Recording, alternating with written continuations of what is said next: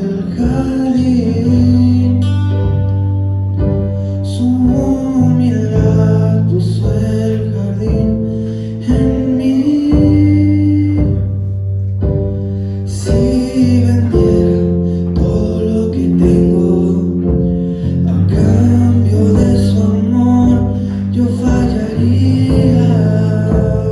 Aleluya. Porque su amor Levante sus manos, no se levántelas. compra, ni se merece. No se Su compra, amor es ni se merece. un regalo, de gracia se recibe. Porque su amor Dígale, no dígale. se compra, Esta mañana ni se merece. Su amor es un conocerte más. regalo, En de esta mañana, gracia se recibe. Quiero conocer a Jesús. Quiero conocer a Jesús. Quiero conocer a Jesús. aleluya. Yo quiero conocer a Jesús y ser hallado en Él, y ser hallado en Él, y ser hallado en Él.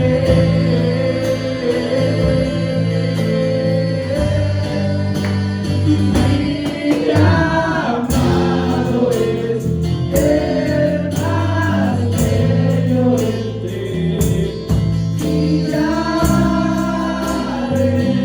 y millares. Mi amado es el más bello entre millares y millares.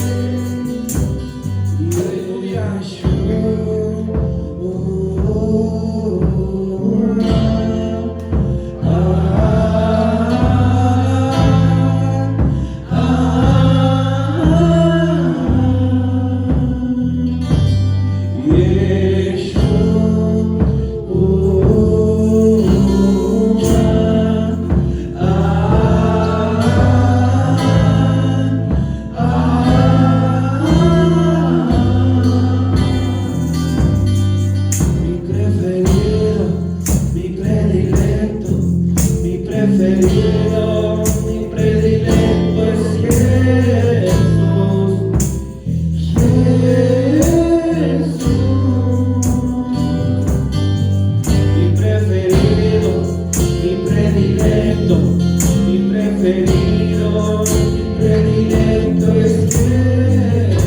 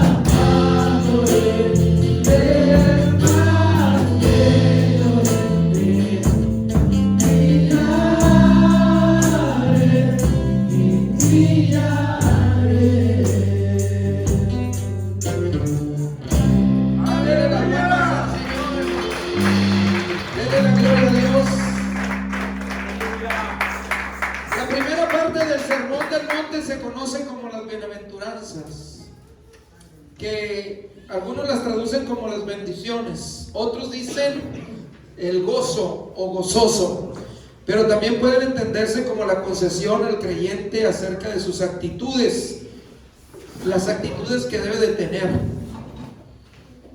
En las bienaventuranzas Jesús expone la naturaleza de las aspiraciones de los ciudadanos de su reino, toda vez de que ellos han adquirido o gradualmente van adquiriendo los rasgos del carácter del Señor. Todos estos rasgos de carácter son marcas y metas para todo creyente, y no es que podamos especializarnos en una o en otra, dejando de fuera las demás, como ocurre con los dones espirituales. No podemos escapar de nuestra responsabilidad de desear cada una o cada uno de estos atributos espirituales.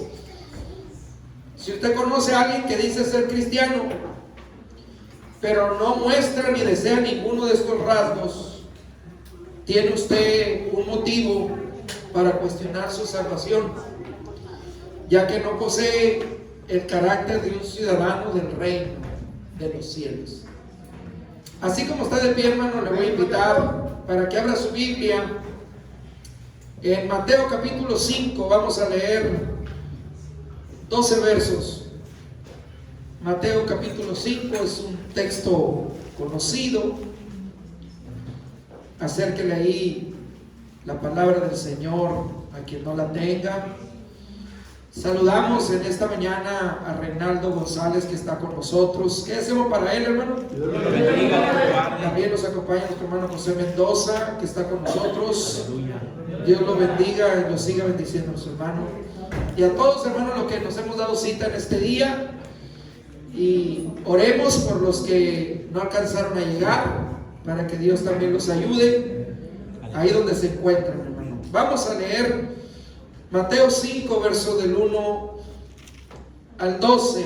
Dice así la palabra del Señor: viendo la multitud, subió al monte, y sentándose, vinieron a él sus discípulos, y abriendo su boca les enseñaba, diciendo: bienaventurados los pobres en espíritu, porque de ellos es el reino de los cielos. Bienaventurados los que lloran, porque ellos recibirán consolación. Bienaventurados los mansos, porque ellos recibirán la tierra por heredad. Bienaventurados los que tienen hambre y sed de justicia, porque ellos serán saciados. Bienaventurados los misericordiosos, porque ellos alcanzarán misericordia. Bienaventurados los de limpio corazón, porque ellos verán a Dios. Bienaventurados los pacificadores, porque ellos serán llamados hijos de Dios. Bienaventurados los que padecen persecución por causa de la justicia, porque de ellos es el reino de los cielos. Bienaventurados son cuando por mi causa los vituperen, los persigan y digan toda clase de mal contra ustedes, mintiendo. Gócense y alégrense, porque vuestro galardón es grande en los cielos, porque así persiguieron a los profetas que fueron antes de ustedes. Aleluya. Amén. Así como está de pie, hermano, Gracias. lo voy a invitar para que ore juntamente conmigo. Después puede usted ocupar su lugar. Señor, te damos gracias por tu palabra. En esta mañana yo te pido, Señor, que unjas mis labios, mi mente, Señor, mi corazón, todo mi ser. Que al abrir mi boca, Señor, la voz de tu Espíritu Santo la podamos escuchar en este lugar. En esta hora te pido, Señor, que extiendas tu mano y toques, Señor, los corazones y abras nuestro entendimiento y nuestra capacidad para poder discernir, Señor, la voz de tu Espíritu Santo. En esta hora, Señor, permíteme hablar bajo la unción de tu Espíritu Santo. En el nombre de Jesús, Señor, toda la gloria siempre será tuya. Amén y amén. Gloria a Dios. Hermano amado, siéntese. El carácter y la conducta del ciudadano del reino de los cielos o del reino de Dios. Hermano, voy a, con la ayuda del Señor, explicar cada uno de estos versos que leímos. Y es mi deseo, ¿verdad?, que nosotros podamos ser, como dice la Escritura, oidores, pero no oidores olvidadizos, sino hacedores. Quiero invitarle, ¿verdad?, para que preste atención, hermano. Bienaventurados los pobres en espíritu, porque de ellos es el reino de los cielos. ¿Qué es un pobre en espíritu? Son aquellos que no tienen bienes espirituales, dicen algunos comentaristas. Son aquellos que entienden que espiritualmente están, vamos a decir, quebrados. Ahorita le voy a explicar qué significa esto. Ellos, se traduce de la palabra trabajadores pobres o verdaderamente pobres, o sea, es un sentido de indigencia. Esta palabra se refiere a alguien que para tener lo que tiene le cuesta mucho trabajo. Es como alguien, repito, que no tiene ninguna propiedad, que no tiene familia, que no tiene ningún tipo de sustento, más que depende del favor de Dios en el día a día. El pobre espiritual lo pone el Señor como la primera razón o forma de que podamos entender la perspectiva para cumplir los mandamientos del Señor. Estos pobres espirituales no lo pueden hacer por sus propias fuerzas, sino solo confiando en el poder de Dios. Nadie que se sienta cómodo, ¿verdad?, se puede lamentar hasta que siente la pobreza espiritual. Nadie puede ser manso si no se considera humilde o no considera su propia necesidad. Un pobre espiritual, no estamos hablando de que Dios lo ha desamparado, porque Él nos ha dado de su Espíritu Santo. Entonces estaríamos nosotros diciendo lo contrario, ¿verdad? Porque dice la Escritura que Él nos ha dado la abundancia de las arras espirituales. Hemos recibido las arras del Espíritu Santo, que tiene que ver con la bendición, con la abundancia del Espíritu de Dios. Entonces, ¿cómo entendemos esta parte de lo que es el pobre en espíritu? El pobre en espíritu es aquel que entiende, vuelvo a repetir, que lo que consigue espiritualmente hablando es lo que él hace delante de Dios para que la mano de Dios se mueva en su favor, y se conduce como una persona dependiente completamente de Dios, que aunque tenga bienes materiales y aunque tenga, ¿verdad?, un estatus, él reconoce, ¿verdad?, su necesidad diaria del Señor. El apóstol Pablo en Filipenses 4:12 dijo: yo sé vivir de manera humilde, sé tener abundancia, por todo y para todo estoy enseñado para estar satisfecho, como también para tener hambre, sé tener abundancia, pero también sé padecer necesidad. El pobre espiritual, ¿verdad?, repito, es alguien que se siente carente de día a día buscar de Dios, aunque esté materialmente bien. Pablo le dijo a los hermanos en Corinto: nosotros estamos como entristecidos, pero siempre estamos alegres, como pobres, pero enriqueciendo a muchos, como no teniendo nada, pero lo poseemos todo. Aquel hombre, ¿verdad?, que siente la pobreza, o que se siente pobre en espíritu, es espiritualmente hablando cuando tienes generoso, porque no hay nada, ¿verdad?, que le impida desprenderse, porque sabe que lo que tiene y que lo que recibe en el día a día proviene de Dios. Él no cierra su mano. Y nos consta, ¿verdad?, o yo puedo decir en lo personal, a mí me consta que podemos tener hermanos que son sencillos, que espiritualmente tal vez se vean como alguien débil o sin mucha fuerza, por decirlo de esta manera, a la vista. Pero son hermanos que son generosos, se brindan a los demás en la intercesión, en el ayuno, en unirse, ¿verdad?, con el necesitado para apoyarlo, dándole palabras de aliento, rogando por ellos, tratando, ¿verdad?, de ser un apoyo para ellos, aunque materialmente tengan o no tengan. El pobre espiritual, ¿verdad?, a veces es una condición, un estado en el que el creyente a veces puede sentirse que lo que hace puede sentirse muy poco, o que tal vez no tenga relevancia. Pero déjeme decirle que la Escritura dice: bienaventurados los pobres, porque de ellos es el reino de los cielos. Y no está hablando, vuelvo a repetir, del pobre económicamente como tal, sino de esa pobreza espiritual. Enseguida dice: bienaventurados los que lloran, porque ellos recibirán consolación. Una reacción natural, piadosa de la pobreza de espíritu es el dolor, el duelo. Bienaventurados los que lloran. Esta palabra griega indica un dolor intenso al grado de la pérdida de un ser querido. Ese es el llanto al que se refiere. Bienaventurados los que lloran, que sienten, ¿verdad?, que el alma se les desgarra, se lamentan por algo, ¿verdad?, que es similar a la pérdida de un ser querido. Jesús no nos habla del dolor casual por las consecuencias del pecado, sino de un profundo dolor ante Dios como una condición caída, una naturaleza del hombre.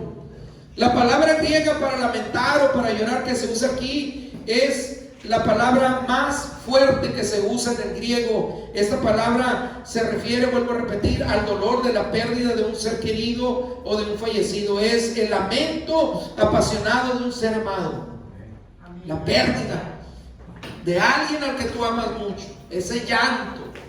Por eso dice: bienaventurados los que lloran. Ese llanto produce una condición de pobreza y de necesidad, tanto que el individuo tiene una conciencia de necesidad. Quienes lloran en realidad lloran en el mundo por el pecado y sus consecuencias, pero el duelo es una tristeza piadosa que produce arrepentimiento para salvación, como el apóstol lo describe. En 2 Corintios 7:10 dice: la tristeza que según Dios produce arrepentimiento para salvación, de que no hay que arrepentirse, pero la tristeza del mundo produce una tristeza para muerte. Porque el mundo produce un dolor, ¿verdad?, por causa de la maldad, por causa, ¿verdad?, de la dureza del corazón del hombre. Pero cuando es el Espíritu Santo el que produce ese lamento, ese llanto y ese arrepentimiento, entonces surge la vida, porque trae esperanza, porque trae aliento. Y entonces el hombre, ¿verdad?, entra en esta bienaventuranza donde dice: bienaventurados los que lloran, porque ellos serán consolados. Quienes lloran por una condición aún pecaminosa, también se les promete un consuelo al venir al arrepentimiento. Dios permite que ese dolor entre en nuestras vidas como un camino, pero no como un destino. Podrán venir situaciones a tu vida de las cuales te lamentarás, te arrepentirás, pero recuerda que forman parte del camino, pero no es tu fin. Tu fin es Cristo, la meta se llama Jesús. Amén. Él nos está esperando con la recompensa, hermano. Bienaventurados los que lloran, porque ellos recibirán consolación. Consolación del Padre de consolación, como dice la misma Escritura, que nos consuela conforme, dice, a la abundancia de su amor y que nos ayuda para que también nosotros podamos consolar a otros con la consolación que recibimos de parte de Cristo. Él sabe, ¿verdad?, tu dolor, Él sabe tu necesidad, Él conoce, ¿verdad?, todas las situaciones de la vida del hombre, hermano. Nada le es ajeno al Señor, Él está en todo. Recuerda, está en todo. Él no pasa por alto nada, hermano. La Escritura dice que las lágrimas, ¿verdad?, están en la redoma del Señor. En tercer lugar, el apóstol, el Señor dice, ¿verdad?, en esta enseñanza: bienaventurados los mansos, porque ellos recibirán la tierra por heredad.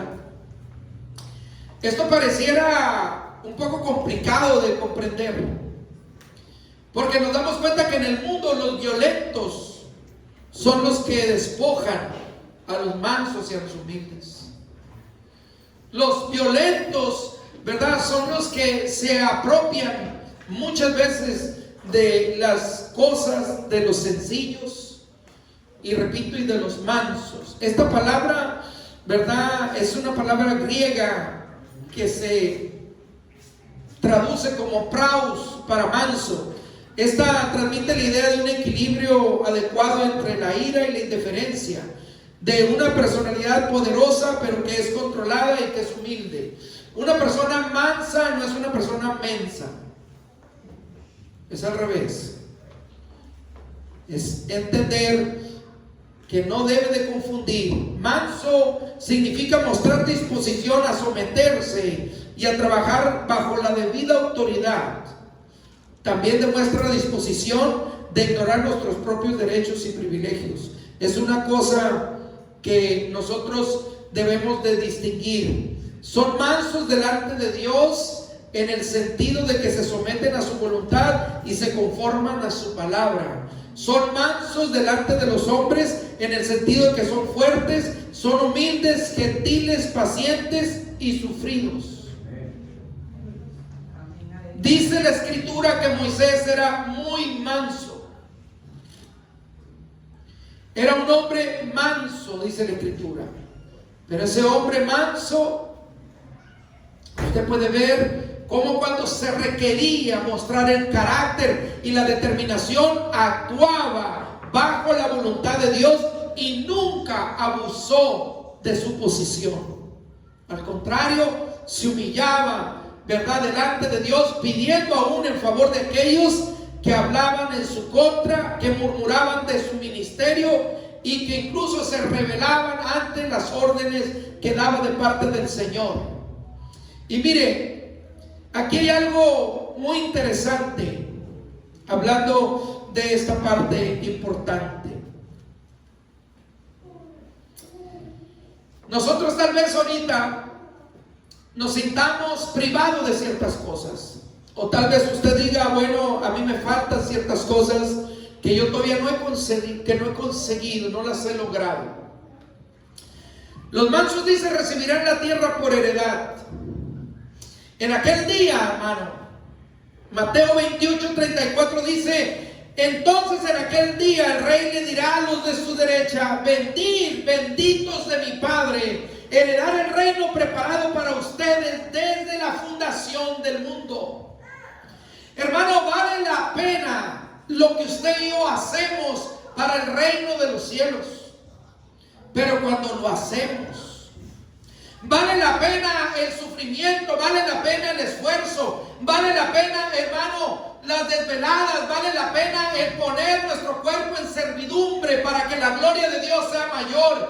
Vale la pena, hermano, llorar y derramar nuestra alma por aquellos que no conocen al Señor, por aquellos que son indiferentes, por aquellos que tienen un corazón duro. Vale la pena, hermano, porque recibiremos la heredad que Él prometió en aquel día. Reinaremos con Él, seremos reyes y sacerdotes con Cristo, dice la palabra. Vale la pena, hermano, vivir esta vida y buscar recibir la heredad. Vale la pena decirle al Señor: Señor, moldea nuestro carácter. Y mire, una cosa es ser manso, ¿verdad?, sencillo y humilde delante del Señor. Y otra es muy diferente, ¿verdad? Que a ustedes lo quieran tomar como alguien que no entiende las cosas. Es muy diferente. A través de estas tres primeras bienaventuranzas observamos que el hombre natural no encuentra la felicidad ni en la bienaventuranza, en la pobreza espiritual, ni en el dolor, ni en la mansedumbre.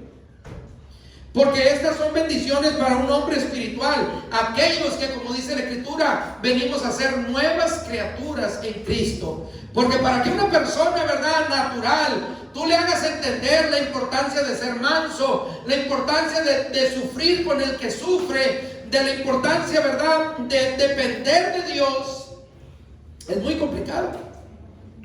Esto solamente, ¿verdad?, lo va a entender aquellos que estamos buscando que en el Señor nuestra vida se renueve día a día y podamos ser, como dice la Escritura, nuevas criaturas en Cristo. Porque esto implica la renuncia de nuestros derechos, de nuestra posición. A veces, ¿verdad?, usted puede tener la razón de las cosas, pero para que no se dañe el que está al lado, a veces usted tiene que ceder, no porque sea, ¿verdad?, usted que no está mirando lo que está mal, sino para que no se dañe otra persona. Bienaventurados los que tienen hambre y sed de justicia, porque ellos serán saciados. El deseo que tiene el pobre de espíritu, el que llora por el pecado, y el que es manso, se traduce en justicia. El hambre y sed de justicia se distinguen de tener hambre de poder, de autoridad, de éxito, de comodidad, de felicidad. Pero ¿quién realmente tiene hambre de sed de justicia? ¿Quién realmente? Es bueno recordar, hermano, que en un momento donde el Señor le habló a una cultura que realmente conocía lo que era tener hambre y sed, el hombre moderno, a menos en el mundo de este lado, suele estar más alejado de las necesidades básicas del hambre y de la sed, y que también le resulta a veces difícil tener hambre y sed de justicia, porque muchas veces no ha padecido literalmente lo que es el hambre y la sed. Entonces a veces puede ser más difícil tratar de entender qué es esto. Y esto emana de dos cosas que nosotros tenemos que tener claro. ¿De qué estamos hablando? Del carácter y la conducta del creyente del reino de los cielos, o del cristiano. El Señor dijo en Mateo 6:33: mas buscad primeramente el reino de Dios y su justicia, y todas las cosas serán añadidas. La palabra del Señor nos manda, ¿verdad?, que busquemos vivir justamente delante de los otros. Y por definición entendemos nosotros que la justicia es darle a cada quien lo que le toca. La justicia implica, hermano, que nosotros comprendamos, ¿verdad?, la importancia de estar dentro de lo que es justo a los ojos del Señor. Dice la Escritura que había un siervo que le debía al Señor 100 denarios, y no teniendo que pagarle, le rogó al Señor, y el Señor, dice, movido a misericordia, le perdonó la deuda. Y dice que una vez salido delante del rey, él encontró con un siervo suyo que también le debía dinero. Era el 10% de lo que debía él. Y dice que presionándolo, ¿verdad?, lo hostigaba de tal manera y lo ahogaba para que le pagara lo que le debiera. Y la persona esta usó las mismas palabras que él. Dijo: ten paciencia conmigo, yo te lo pagaré todo. Pero dice que no tuvo, ¿verdad?, paciencia con él, y lo mandó y lo envió a la cárcel. Y cuando los consiervos le dijeron al amo lo que había hecho, este siervo, ¿verdad?, le habló y le dijo: no debías de haber tú tener misericordia como yo la tuve contigo, no deberías de haber actuado con la misma justicia. Muchas veces nosotros, hermanos, queremos que se nos perdonen las cosas, pero no estamos dispuestos a perdonar a nadie. A nadie. No, es que a mí me lo hicieron. Y como me lo hicieron a mí, hermano, no. No, pero cuando nosotros lo hacemos, sí queremos que nos perdonen por todas las vías. Y mire, el apóstol Pedro nos habla de esta conducta importante, de entender lo que es la paz, la justicia y tener sed de lo mismo. Él recita parte del Salmo 27. Pedro dice en la primera de Pedro 3:10: porque el que quiera amar la vida y ver días buenos, refrene su lengua del mal y sus labios no hablen engaño. Apártese del mal y haga el bien, busque la paz y sígala, porque los ojos del Señor están sobre los justos y sus oídos atentos a sus oraciones. Pero el rostro del Señor está contra aquellos que hacen el mal. Te voy a decir dos cosas aquí nada más. Dos cosas. Tú quieres que tus oraciones sean oídas. Cierra la boca acerca de los demás. No te quejes, hermano. Todos tenemos errores. Todos tenemos limitaciones.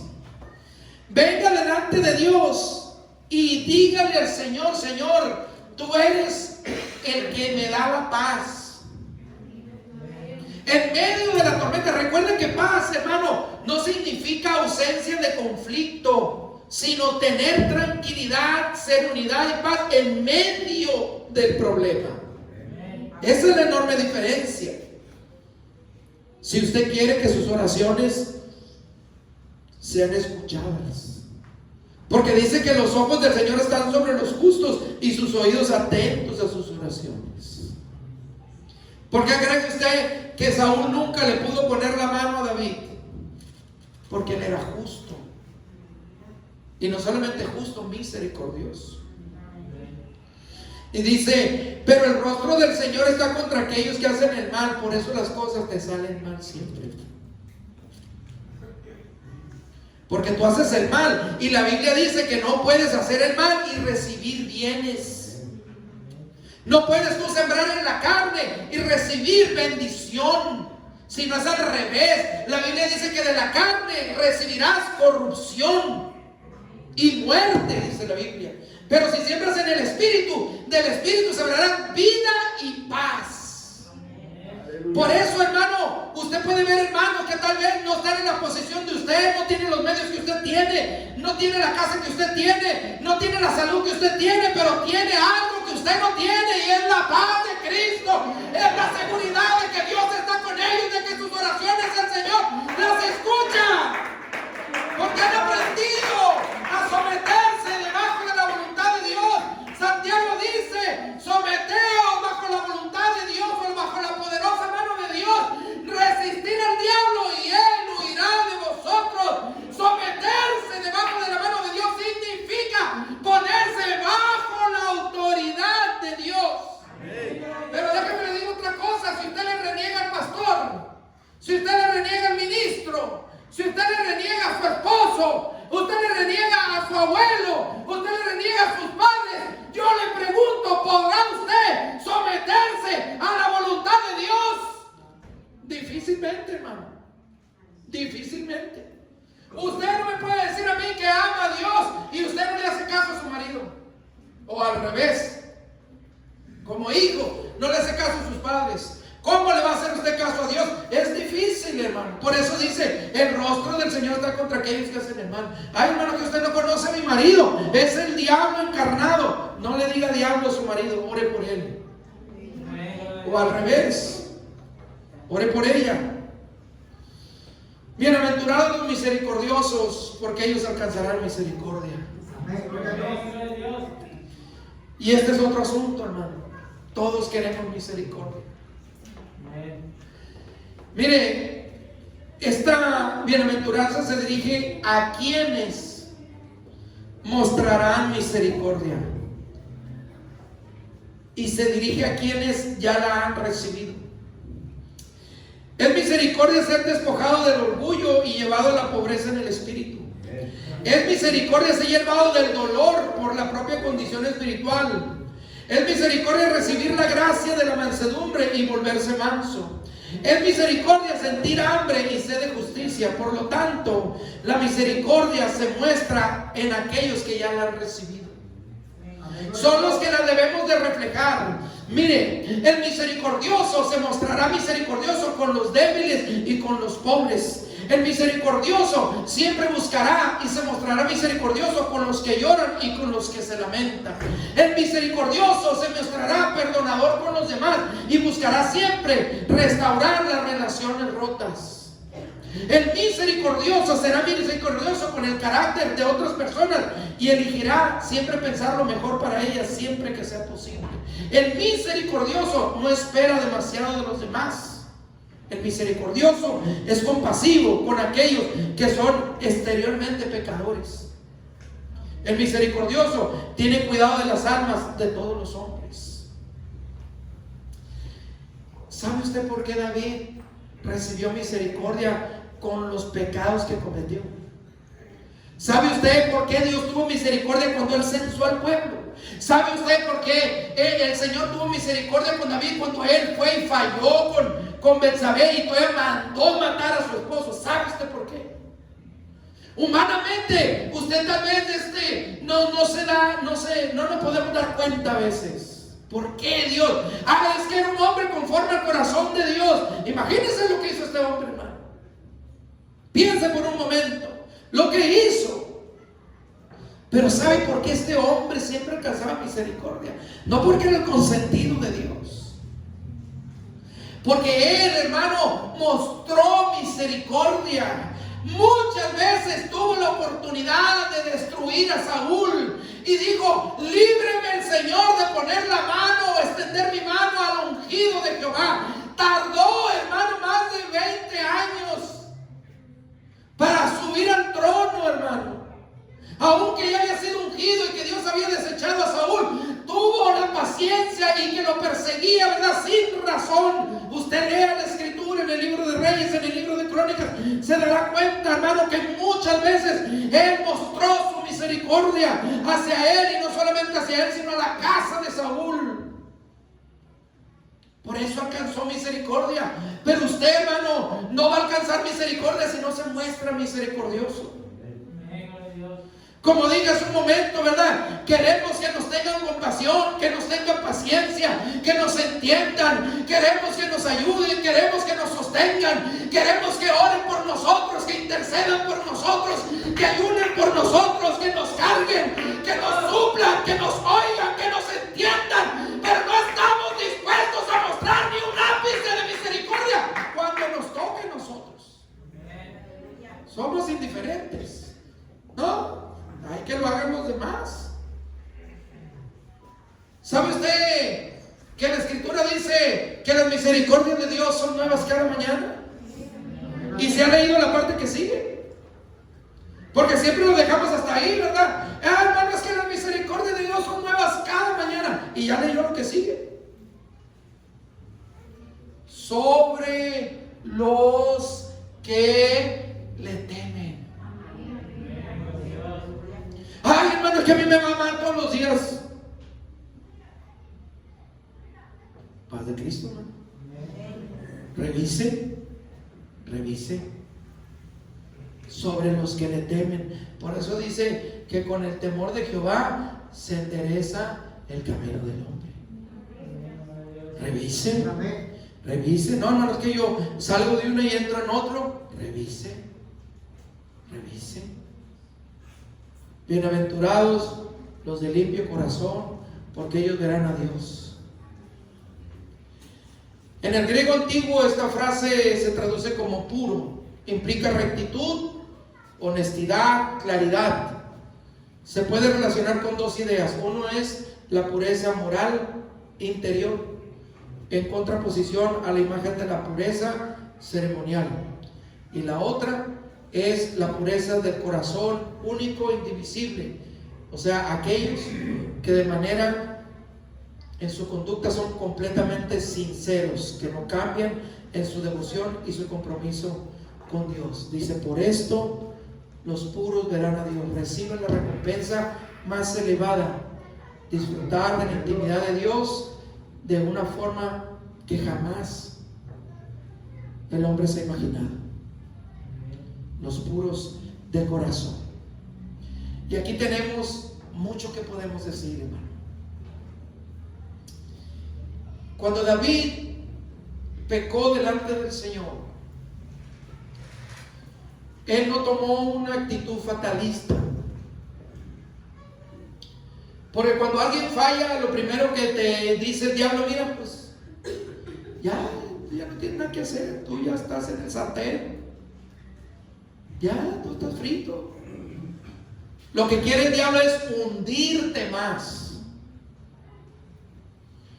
Pero David dijo en el Salmo 51:10, dijo: crea en mí, oh Dios, un corazón limpio y renueva un espíritu recto dentro de mí. Y usted puede leer todo el Salmo 51, ¿verdad? He aquí en maldad me concibió mi madre, en pecado. No se tardó cuando fue confrontado con su pecado. ¿Quién subirá al monte de Jehová?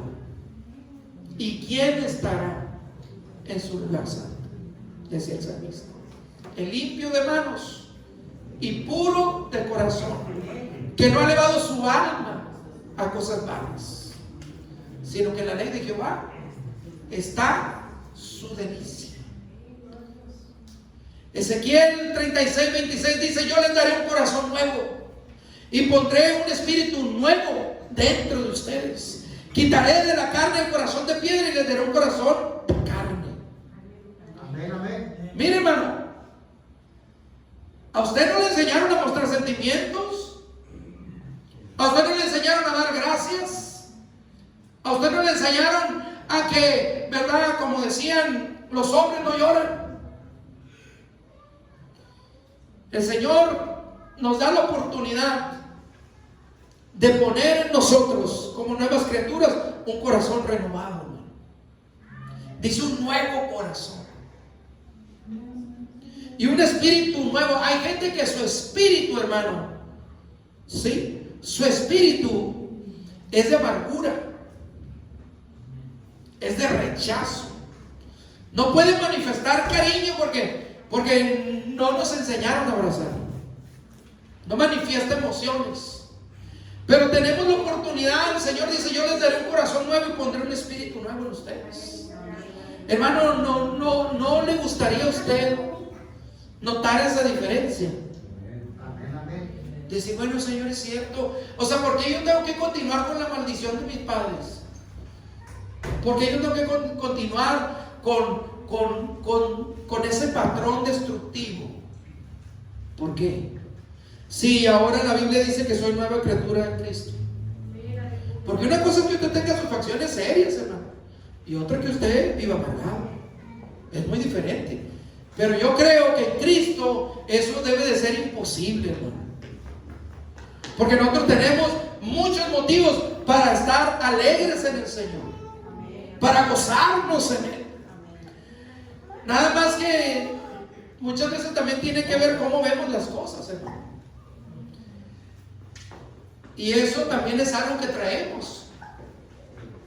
Tito 1:15 dice: todas las cosas son puras para los puros, mas para los que están corrompidos y a los incrédulos nada les es puro. Dice: porque hasta su mente y su conciencia están corrompidas. De todo piensan mal, hermano. Alguien les quiere ayudar y no se deja. No, porque están pensando mal. Ya están pensando adelante. Algo malo va. No, hermano. Todavía hay gente sincera. Todavía hay gente que ama a Dios en verdad, hermano. Mire, venía yo saliendo de la garita a pie porque fui a hacer un trámite y no crucé el carro y me dejaron ahí. Venía saliendo por la garita nueva. Los que han salido por la garita nueva saben que hay bastantes metros para salir caminando, más como la vieja. Entonces yo venía caminando con mis documentos, iba yo caminando y de repente se para un joven en un pick-up levantado acá, a todo lujo el pick-up, y baja el vidrio y me dice: oiga, súbase, yo lo llevo. Y volteé así y lo miré. Dijo: no, No se preocupe, dijo, no se preocupe, yo siempre hago esto, dijo, súbase. Entonces yo me acordé cuando yo también he dado raite y dije, es cierto. Me subí. No, pues me quería meter hasta la puerta de la casa. No, le dije, aquí afuera en la caseta yo aquí abro y muchas gracias. No, y me contó su vida ahí en lo que salimos de la Garita Nueva, ahí donde vivo yo, ahí espaldas del SAT. Me contó su vida. No, fíjese que yo mire esto y lo otro. Joven el muchacho, que si usted hubiera visto así, no, pues este es narco, que me va a subir, capaz que ya me desaparece, ¿verdad? Pero es cierto, hermano. O sea, claro, uno tiene que tener cuidados, pero uno también tiene que tener discernimiento. Hay gente que te quiere ayudar, hermano, que te quiere dar un buen consejo, y a ti te van a dar apenas el consejo y no oigo nada, como el avestruz, ¿verdad? No, hermano, o sea, entienda, no todo está perdido, hermano. Hay gente que todavía tiene ese latir de misericordia delante del Señor. Bienaventurados los pacificadores, porque ellos serán llamados hijos de Dios, el carácter de Cristo. Algunos comentaristas dicen que el pacificador es como aquel que se pone en medio entre dos que están discutiendo. Y usted sabe, si alguna vez se metió, ¿verdad?, en el mundo, si alguna vez usted se metió en un pleito de dos amigos o de familiares, usted se metía en medio y a quién le tocaban los golpes. A usted, por andarse metiendo, separando, ¿verdad? Pues dice que de la misma manera Cristo se interpuso entre la ira de Dios y nosotros, y recibió el castigo. Recibió el castigo que nos tocaba a nosotros. Bienaventurados los pacificadores.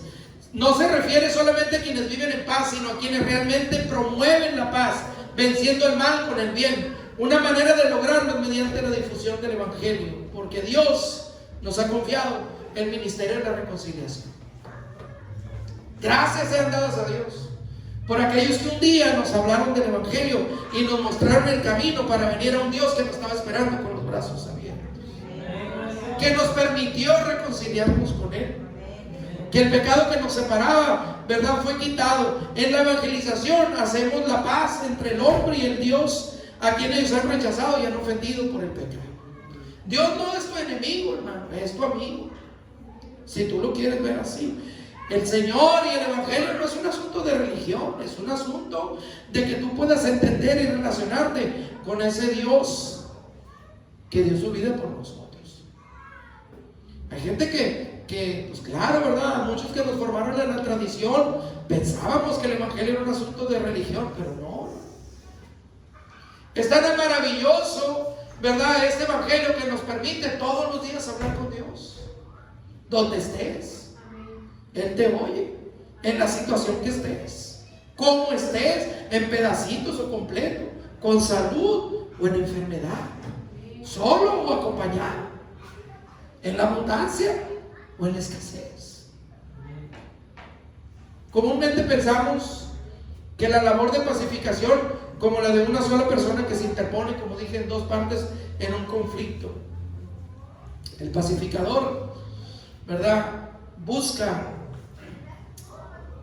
que haya la paz entre una parte ofendida y un ofensor.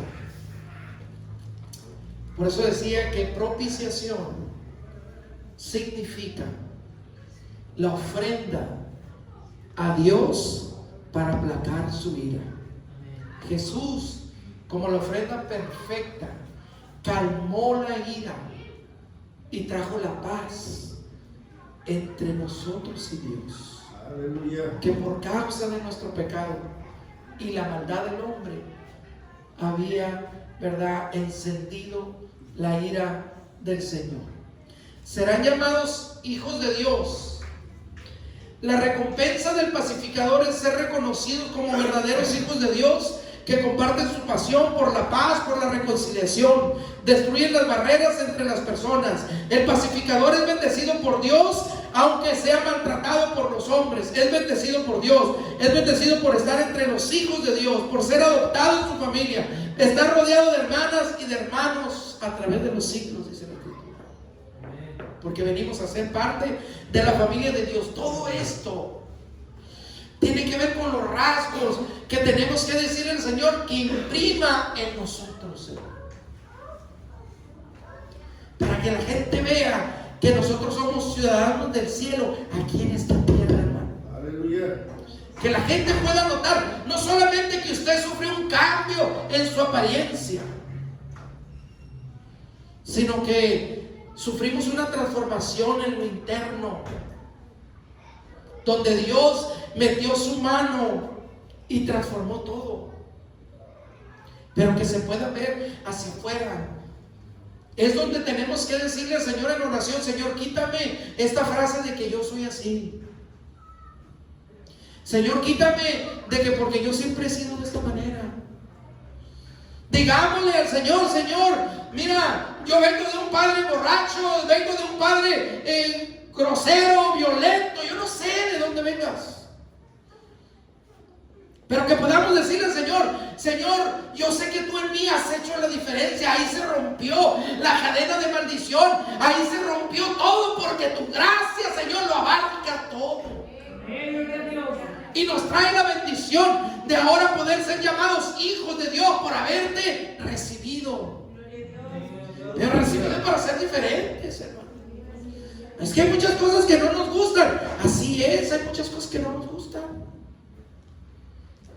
Pero tenemos que verlas como Cristo las mira, hermano.